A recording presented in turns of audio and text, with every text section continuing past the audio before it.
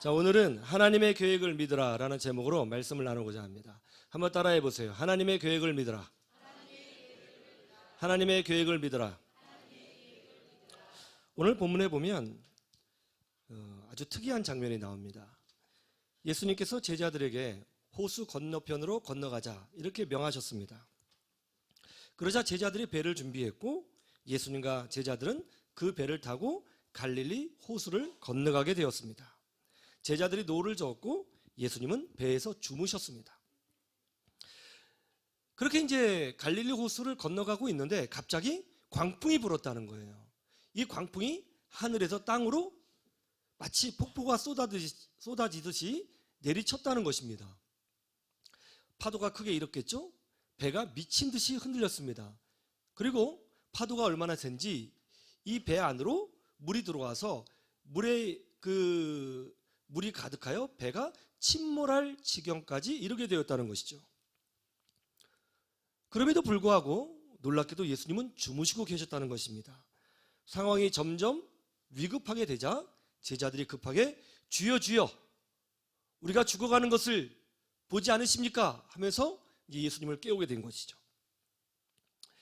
예수님께서 잠에서 깨어 일어나셔서 바람과 파도를 보고 명령하십니다. 잠잠하라. 그러자 그 순간 갑자기 바람과 파도가 잔잔하게 되었다는 것입니다.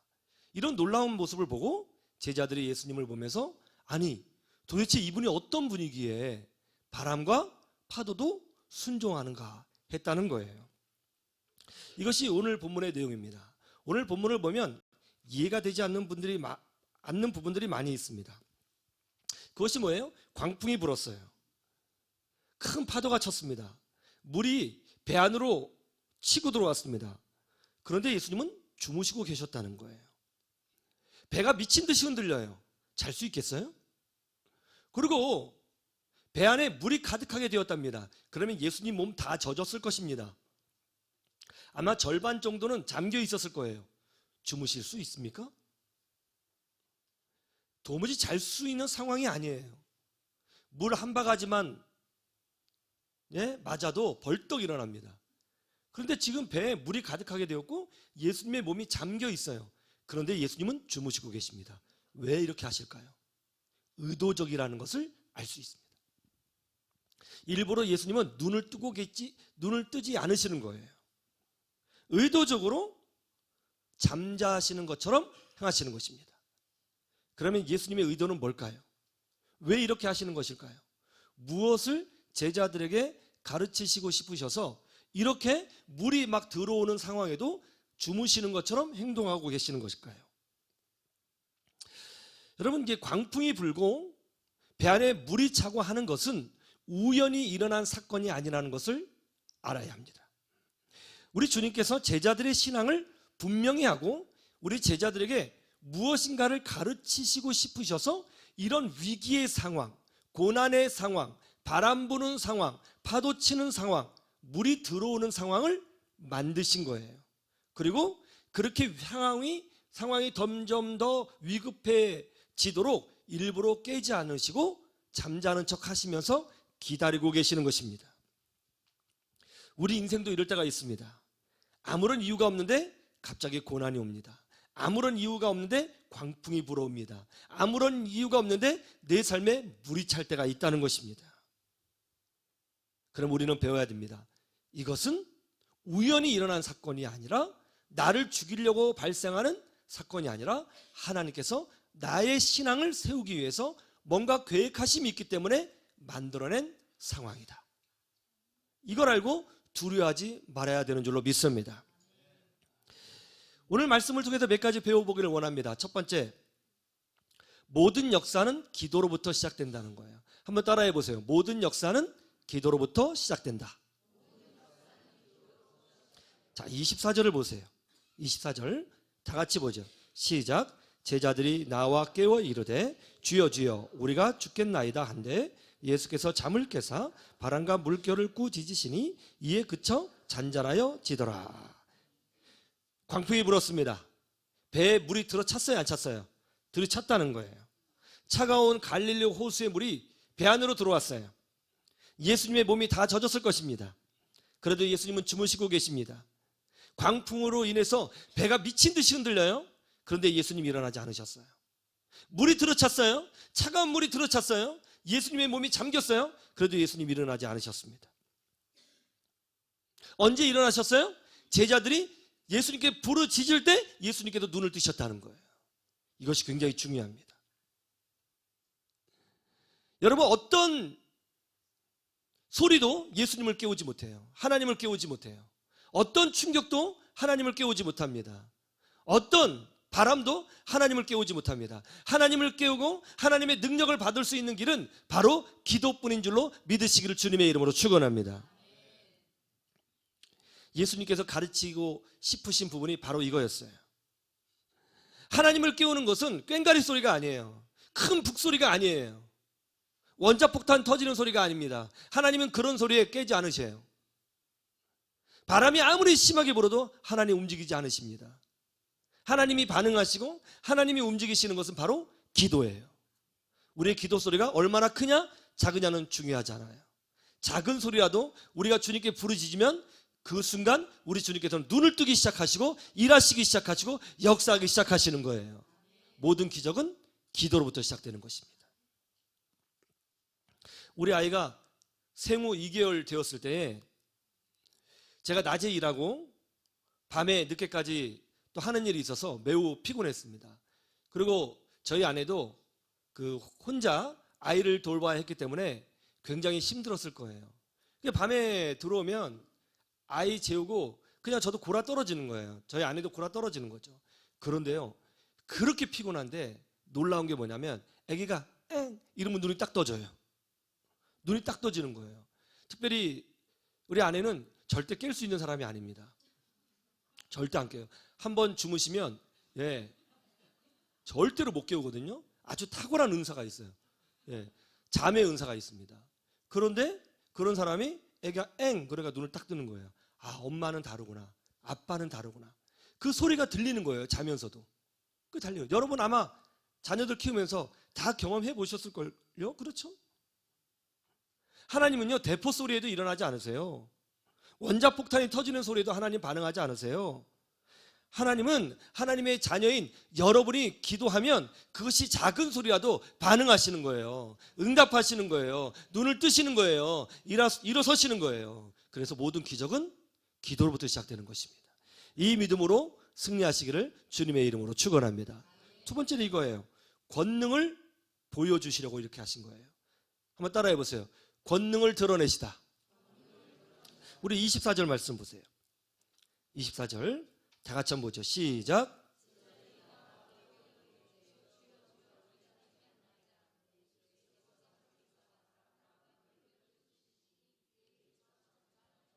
참 재밌죠?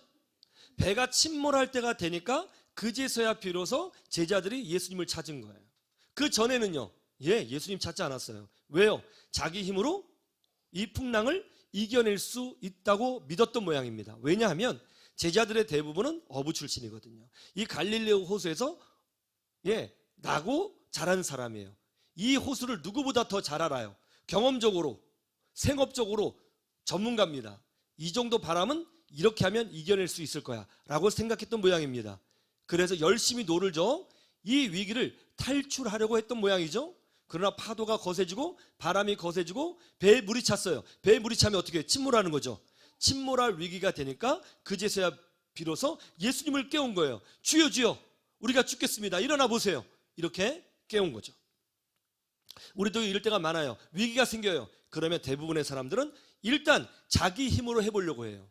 자기 방법으로 해보려고 합니다. 어떻게든 자기가 아는 기술로, 자기가 아는 방법으로, 자기가 아는 지혜로, 자기가 아는 인맥을 동원해서 이 문제를 해결해 보려고 하는 경우가 많아요. 제자들도 그렇게 했다는 거예요. 어쨌든 제자들이 결국은 항복하고 자기 힘으로 이 풍랑을 이겨낼 수 없으니까 예수님을 깨웠어요. 예수님께서 일어나셨어요. 그리고 바람과 파도를 향해서 꾸짖으셨습니다. 잠잠하라! 그러니까 그 순간 잠잠해졌어요. 그랬더니 제자들의 반응이 아주 놀라워요. 한번 보시죠. 자, 25절 한번 볼까요? 시작.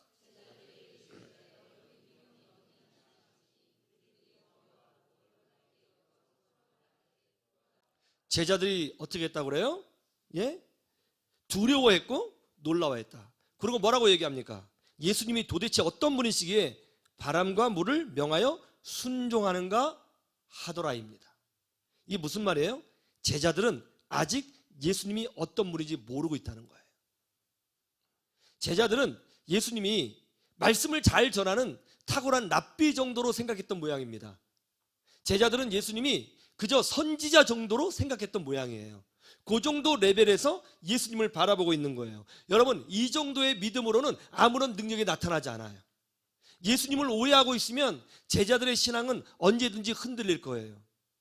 예수님을 그저 랍비 정도로 생각하고 예수님을 그저 선지자 정도로 생각하고 있다면 나중에 제자들이 온 세계를 향하여 복음을 전할 때 고난이 와요? 위기가 와요? 순교해야 할 상황이 와요? 여러분, 순교할 수 있겠어요? 여러분, 선지자를 위해서 순교하는 사람이 있습니까? 랍비를 위해서 순교하는 사람이 있을까요? 예수님이 누구신지 정확히 알지 못하면 그 믿음이 지속되지 못해요. 예수님이 누군지 정확히 알지 못하고 믿음이 없으면 고난을 이겨낼 수 없는 거예요. 예수님이 누구신지 알아야 돼요. 오늘 제자들이 그걸 본 거예요.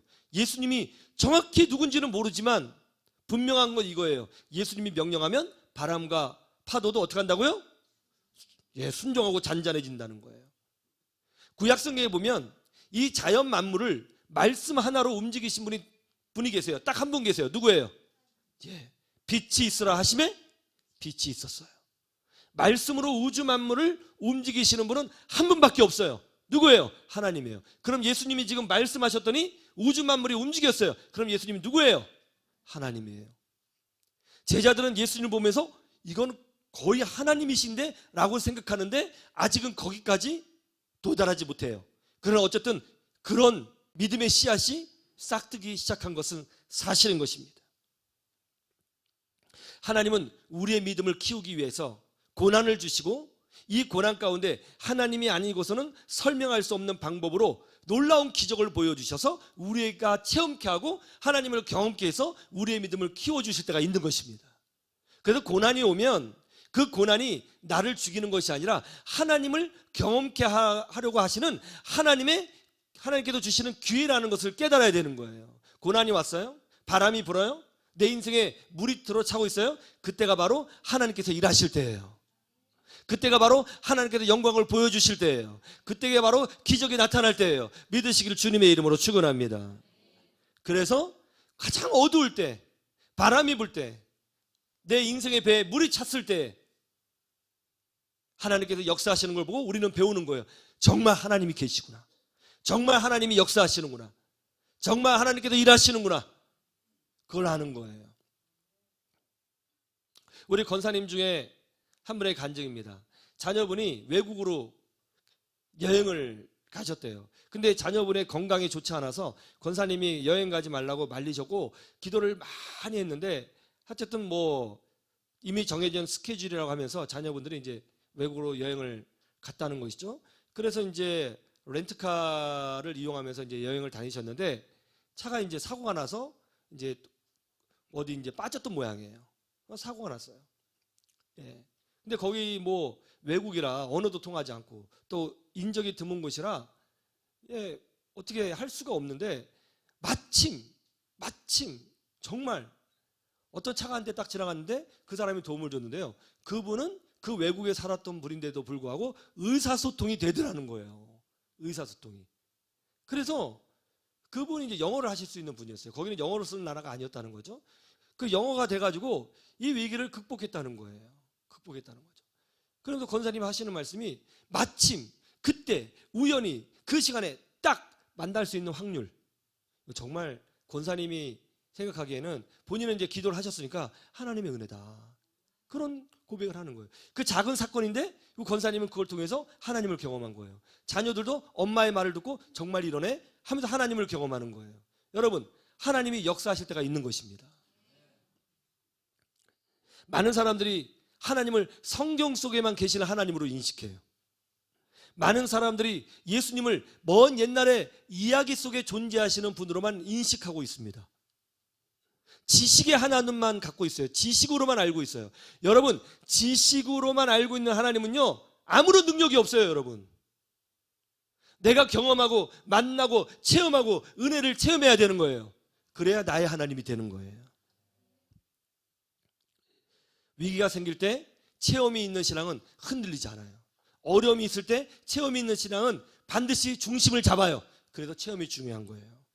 어떻게 우리가 지식을 뛰어넘는 강력한 믿음을 소유할 수 있는가? 그것은 하나님을 경험하는 거예요. 그럼 언제 하나님을 경험하는가? 고난이 있을 때 경험해요. 그렇지 않아요?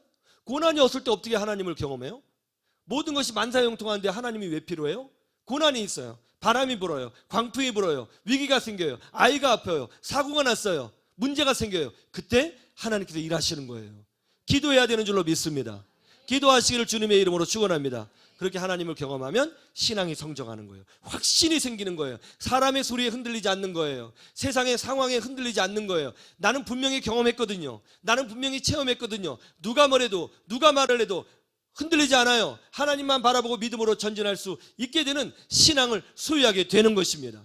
그래서 하나님은 그런 하나님을 만나게 해주시기 위하여 바람이 부는 상황을 허락해 주실 때가 있고 물이 들어차는 상황을 허락해 주실 때가 있어요. 그때 하나님 나한테 왜 이런 문제가 생겼습니까? 하나님을 원망하고 하나님을 탓하고 인간적인 방법을 구하는 것이 아니라 하나님을 부르짖어야 되는 거예요. 주여 일어나소서, 이 문제를 해결하여 주시옵소서, 하나님을 보게 하여 주시옵소서, 믿음이 깊어지는 시간 되게 하여 주시옵소서, 그렇게 부르짖어야 되는 것입니다.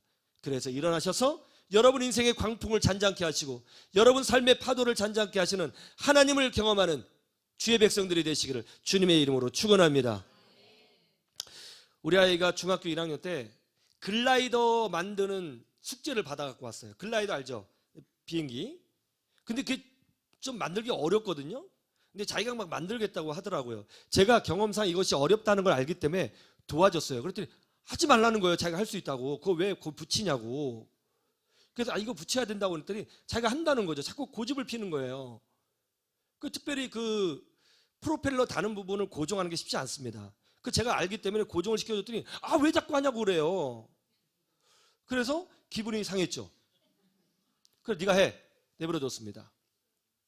그래서 잠을 자고 새벽기도 가기 위해서 일어났더니 아이고 글라이더가 다 박살나가지고 그 살 같은 거, 그 날개에 붙이는 살 있잖아요. 그것이 다 어떻게 다 찌그러져 박살나갖고 바닥에 있더라고요. 거실에. 근데 이럴 줄 알았다 내가.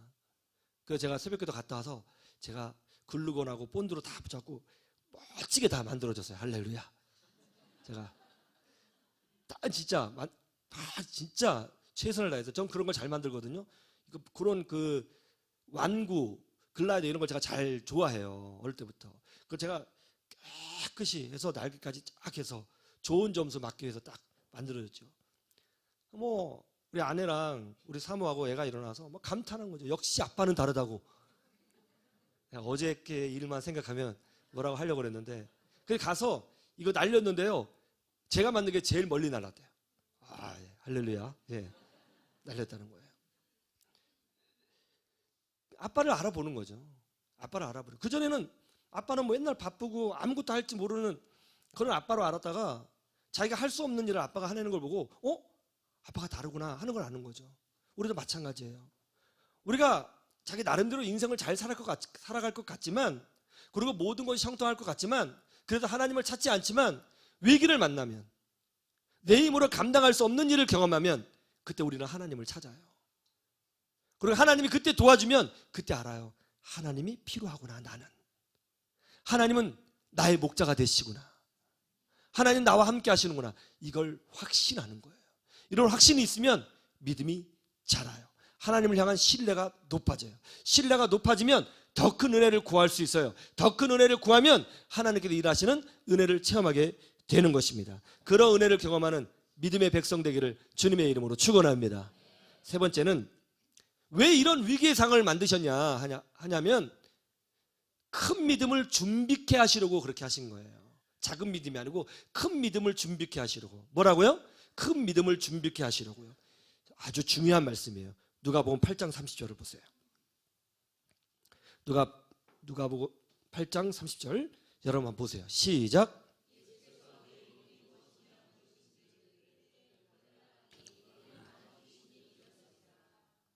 성경에서 가장 강력한 역대급 귀신이 등장했습니다.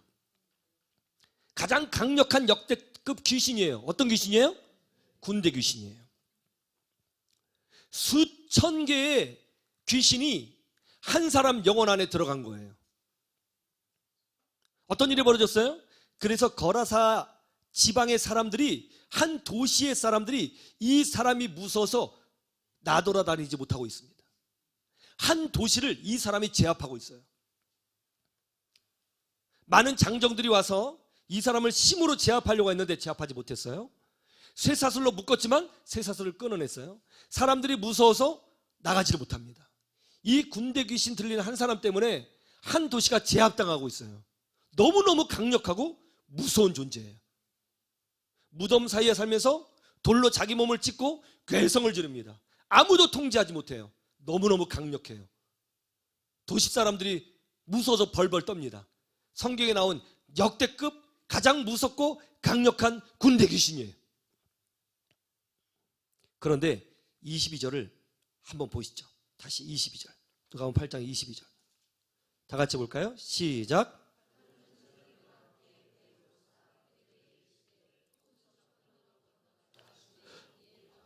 어디로 가자고요? 호수? 호수 저편이 어딜까요? 그게 바로 26절. 자, 26절을 보세요. 시작. 호수 저편이니까 갈릴리 맞은편이죠? 거라사인 땅에 간 거예요. 거기 누가 있어요? 군대 귀신 들린 자가 있어요. 거기로 가신 거예요. 의도적으로 가신 거예요. 그곳에서 이 군대 귀신을 제압하고 쫓아내고 그 군대 귀신에게 사로잡힌 영혼을 구원하고자 하신 거예요. 그런데 제자들이 말이죠, 그 무서운 지역에 들어갔는데 성경에 보면 제자들이 당황해하거나 도망가거나 무서워하는 장면이 보이지 않습니다. 제자들이 등장하지 않아요. 아마도 예수님 옆에 차분히 있었던 것 같습니다. 한 도시를 공포에 떨게 했던 군대 귀신 들린 자, 한 지역을 영적으로 제압하고 있는 강력한 귀신, 군대 귀신이 있는 그곳에 제자들이 들어갔는데 두려워하거나 당황하지 않아요. 왜요? 조금 바로 전에 어떤 걸 봤어요? 예수님께서 말씀으로 파도와 바람을 잔잔케 한 걸 봤거든요. 바로 이거예요. 이 사건이 없이, 보세요, 예수님께서 바람과 파도를 잔잔케 한 사건이 없이 바로 제자들이 거라사인 땅에 들어가서 군대 귀신 들린 사람을 만났다면 어떤 일이 벌어졌을까요? 예수님 왜 여기 오셨어요? 하면서 당황해하거나 흔들리거나 했을 거예요. 그러나 바로 방금 전에 어떤 사건을 목격했어요? 예수님께서 말씀으로 바람과 바다를 잔잔케 하는 예수님의 능력을 봤어요. 두려울 것이 없습니다. 무서울 것이 없습니다. 군대 귀신 아무것도 아닌 거예요. 이게 바로 체험이 주는 은혜예요. 이것이 바로 하나님을 왜 경험해야 되는지 그 이유가 나오는 거예요. 여러분 모두 하나님을 경험하시는 그런 특별한 은혜가 있기를 주님의 이름으로 축원합니다. 여러분, 하나님은 성경책에만 계신 분이 아니에요. 하나님은 먼 옛날 얘기에만 계신 분이 아니에요. 지금도 살아 역사하시고 우리 삶 가운데 함께 하시며 모든 위기와 고난 가운데 역사하시고 치료하시고 돌보아주시고 길을 열어주시고 하나님이 아니고서는 설명할 수 없는 은혜를 우리에게 지금도 보여주시는 살아계신 하나님이신 줄로 믿습니다. 하나님께서 내 인생에 작은 고난을 주실 때가 있습니다. 왜요? 우리를 무너뜨리기 위해서 그런 고난을 주시는 것이 아니에요. 우리에게 체험을 주시려고 고난을 주시는 거예요. 하나님을 경험케 하시려고 고난을 주시는 거예요. 그런데 하나님을 경험하지 못해요. 왜요? 기도로 시작하지 않았거든요. 원자폭탄 터져도 우리 하나님 움직이지 않으십니다. 엄청난 허리케인이 불어도 우리 하나님 움직이지 않으세요. 언제 움직이세요? 기도할 때 계시는 거예요. 기도로 승리하시기를 주님의 이름으로 축원합니다. 평범하게 직장 생활하는 박 집사님이 있었어요. 어느 날 퇴근하는데 길에서 의식을 잃고 쓰러졌어요. 병원에 갔더니 자각성, 수막성, 동맥류라고 하는 들어보지도 못한 그런 질병을 진단받은 거예요. 그게 이제 뇌 혈관들이 많은데 거기 하나의 혈관이 이제 이렇게 부풀어 오르는 거예요. 부풀어 오르다가 빵 터지면 이제 죽는 거죠.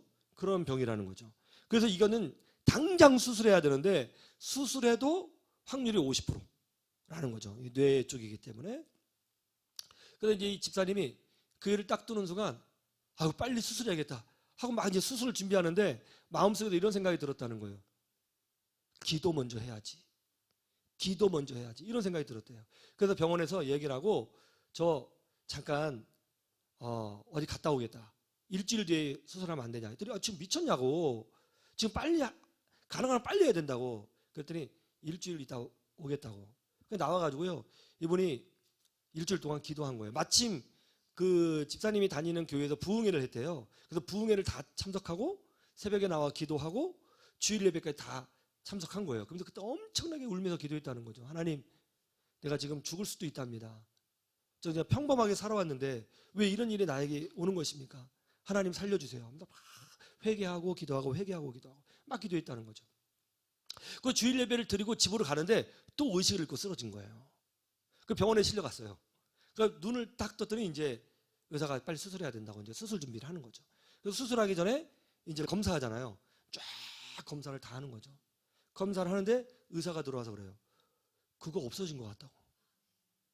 그게 부풀어진 게 다시 제 자리를 찾아간 것 같다고.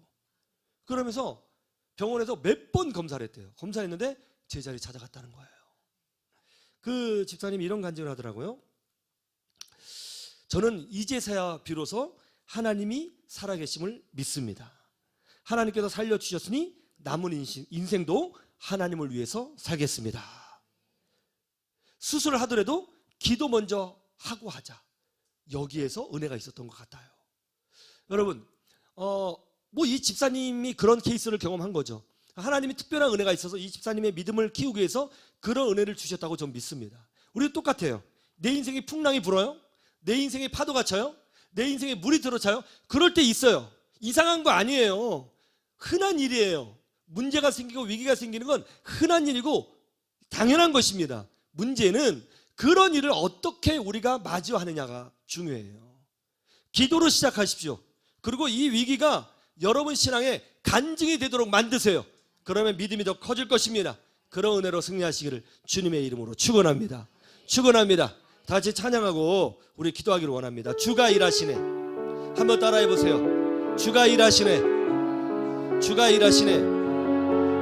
이 말씀을 준비하는데 이 찬양이 떠오르는 거예요. 딱 이 찬양이더라고요. 이 찬양이.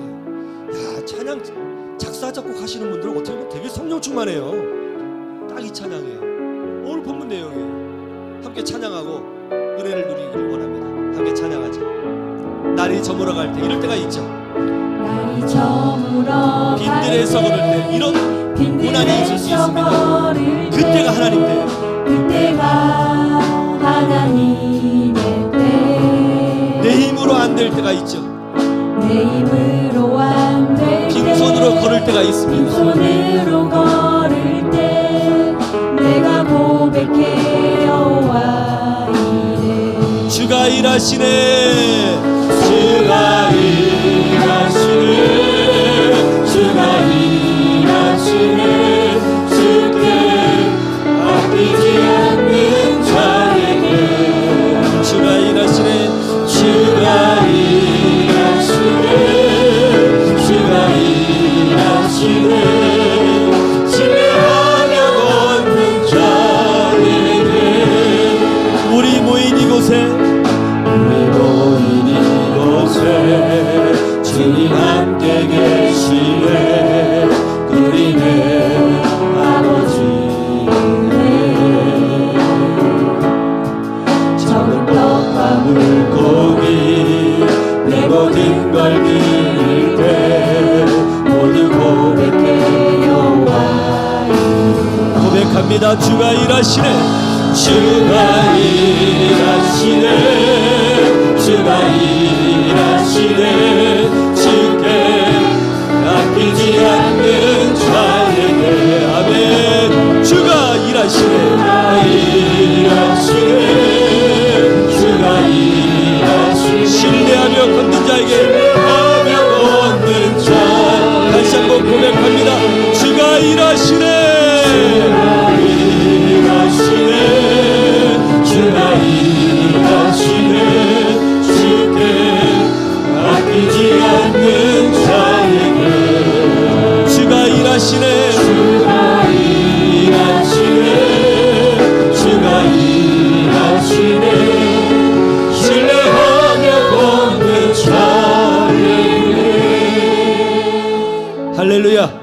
할렐루야. 네, 우리 하나님 살아계신 줄로 믿습니다. 내 인생에 고난이 와요. 풍랑이 불어요. 파도가 쳐요. 물이 들이찹니다. 그럴 때가 있어요. 이상하다? 아니요, 이상한 거 아니에요. 늘 그런 일이 있어요. 내 주변에 사람들이 떠나가고 나를 욕하는 사람들이 많아지고 믿었던 사람들에게 배신당하고 갑자기 자녀가 아프기 시작하고 약속했던 거래처가 거래를 끊어버리고 승진될 줄 알았더니 승진을 하지 못하게 되고 그런 일이 벌어질 수 있는 거예요. 흔한 일입니다. 흔한 일이에요. 중요한 건 그런 문제를 당했을 때 그것을 원망이 아니라 하나님이 일하실 때구나. 한번 따라해 보세요. 하나님께서 일하실 때구나. 하나님께서 일하실 때구나. 그럴 때가 온다는 거예요. 하나님을 경험하면 믿음이 커지는 거예요. 확신이 생기는 거예요. 능력이 생기는 거예요. 그런 믿음의 사람 되기를 주님의 이름으로 축원합니다. 한번 고백해보죠. 어둠이 왔을 때, 바람이 불 때, 파도가 칠 때, 내 인생에 물이 들이찰 때 하나님 낙심하거나 절망하거나 원망하지 않고 하나님이 일하실 때라는 것을 믿고 믿음으로 전진하겠습니다.